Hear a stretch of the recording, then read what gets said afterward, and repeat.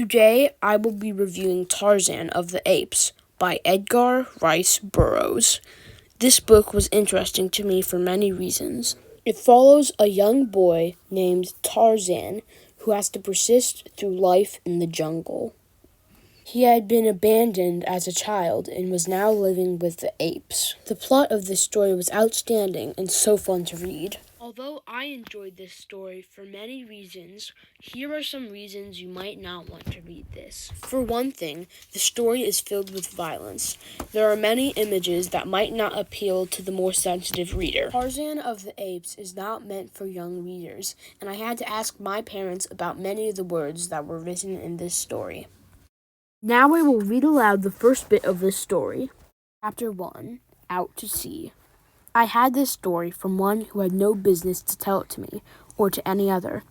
I may credit the seductive influence of any old vintage upon the narrator for the beginning of it, in my own skeptical incredulity during the days that followed for the balance of a strange tale.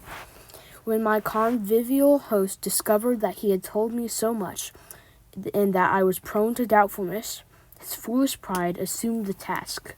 The old vintage had commenced, and so he unearthed written evidence in the form of musty manuscript and dry official records of the British Colonial Office to support many of the salient features of this remarkable narrative. I do not say the story is true, for I did not witness the happenings which it portrays. For the fact that in the telling of it to you, I have taken fictitious names for the principal characters quite sufficiently evidences the sincerity of my own belief that it may be true.